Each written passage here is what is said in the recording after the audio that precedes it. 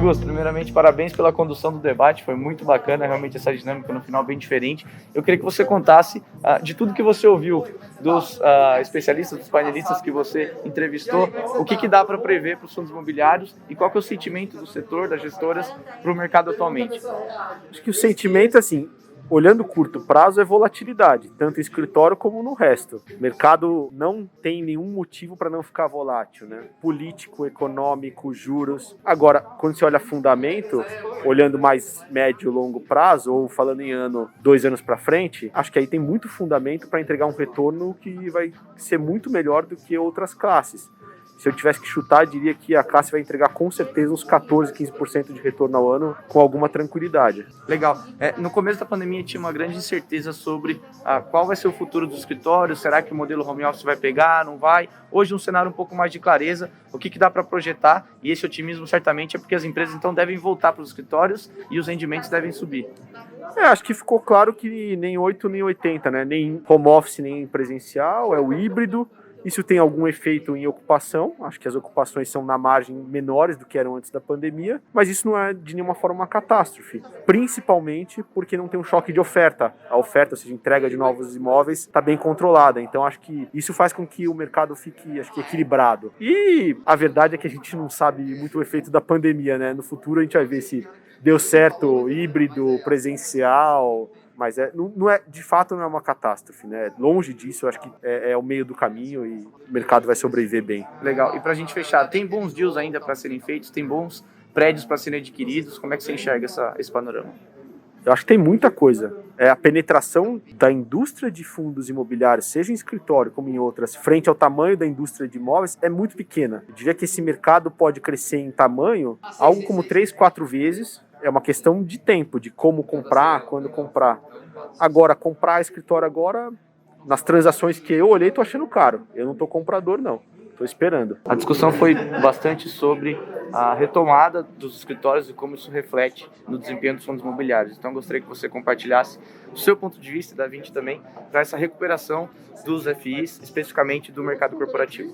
Acho que como a gente falou ali no painel, a gente vê os fundamentos de real estate muito sólidos daqui para frente, né? Na verdade, eles já estavam sólidos antes, a gente acabou passando por uma pandemia e, na nossa visão, postergou e, obviamente, tornou tudo um pouco mais complicado, mas quando você olha para fundamento e você olha para essa conta de custo de construção subindo, custo de terreno subindo, a tendência é que a gente ainda vá ter esse crescimento de aluguel que ainda não teve. E aí, consequentemente, você vai ter um crescimento no yield e as cotas vão poder andar, o valor dos fundos imobiliários vai destravar. Então, eu acho que a gente tem um caminho aí para frente que tem muito crescimento possível focado aí nas questões macro, digamos assim. Legal. A leitura é que tá barato o fundo imobiliário corporativo, certo? Na minha visão, acho que a gente tem um espaço grande para crescer, então, consequentemente, acho que é uma boa oportunidade, certamente. Teve um comentário seu que eu achei interessante, que vocês estão comprando bastante logístico, mas ainda são vistos como o fundo do corporativo. Esse movimento de ir para logística e, de repente, não investir tanto agora no corporativo, isso não quer dizer que o mercado está ruim. Qual a sua projeção para os próximos anos? Você também é otimista para a recuperação dos escritórios? Então, na verdade, a gente acredita bastante, assim, a gente acha que o trigger para esse processo melhorar era a vacinação, ou seja, as empresas poderem voltar para os escritórios. Isso vai fazer com que as empresas possam olhar para dentro, pensar nos layouts e talvez até em expansão. Muita empresa estava postergando o processo porque você não vai assinar um contrato e depois não ocupar, né? Então, agora, como está todo mundo começando a voltar, eu acho que algumas coisas destravam. Não tem tanto estoque novo, então isso ajuda. Então a gente acredita bastante, assim, tanto que a gente está vendo mais movimentação no nosso estoque, onde tem vacância e tal. Então estamos otimistas, assim. Você falou da questão do estoque, considerando que a projeção é que em 2024, 2025 já tem uma oferta muito baixa, um cenário de desequilíbrio até.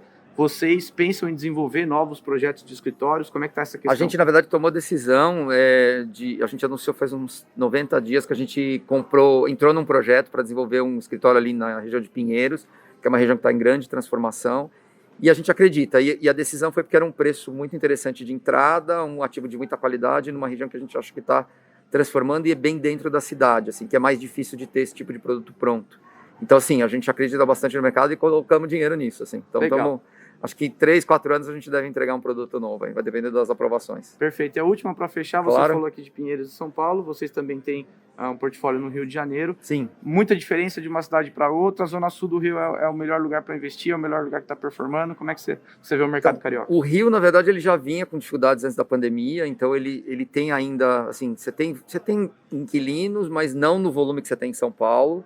A área mais protegida é a Zona Sul, porque na verdade você tem pouca disponibilidade de prédio e as empresas querem tal. O problema era preço e disponibilidade, então o centro está um pouco mais deteriorado, Barra mais distante.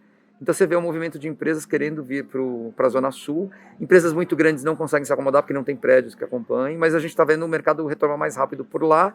E o centro, assim, vai acontecer, mas acho que ele talvez um pouquinho mais atrasado. Teve uma colocação sua que eu achei bem interessante, que é uma competição quase desleal que estava acontecendo entre fundos de tijolo e fundos de papel. Qual que é a sua expectativa para os próximos meses com o cenário de inflação em alta? Bom, eu acho que para os próximos meses, o cenário é que a inflação arrefecer um pouquinho e começar a voltar. Então, eu acho que nesse cenário, a gente vai conseguir ter atratividade maior dos fundos de tijolo em relação aos fundos de papel. Bacana. Essa semana, até o Augusto brincou, a notícia da semana foi a renovação de boa parte do portfólio do BBPO11. Qual que é a importância disso, pensando no rendimento dos fundos imobiliários para os cotistas e também, claro, no desempenho desse fundo? Bom, eu acho que a importância desse fundo, ele já fez parte do IFIX de forma mais relevante, mas ele ainda é importante em relação ao IFIX. Eu acho que isso dá uma estabilidade em relação à rentabilidade para o investidor super relevante, principalmente vindo de fundos de laje, que está todo mundo questionando, pandemia, home office. Acho que isso é um sinal muito importante para a indústria, mostrando que assim, as lajes corporativas e os prédios eles vão continuar com o uso normal. Gostaria que você contasse um pouco das suas opiniões aqui para o pessoal que está ouvindo o podcast do GRI, um pouco das suas contribuições nesse painel, por favor, sobre fundos imobiliários. Eu acho que o recado fica que a oportunidade está aí, os fundos de tijolo, fundos imobiliários corporativos, fundos de tijolo, como a gente diz, estão de fato muito descontados. E acho que quando a gente olha aí no horizonte de 1 ano a 2 anos, talvez, a gente deve ter uma correção forte e voltar a eliminar esse desconto que eles têm em relação ao patrimonial e melhorar bastante, dando um bom retorno para o investidor. Então eu acho que, como eu acredito que a gente vai rapidamente mudar a dinâmica da inflação, que a gente está passando por um ciclo de inflação, vai se acomodar, tem uma sobrevida agora por causa da crise hídrica, mas os grandes preços de atacado já estão caindo.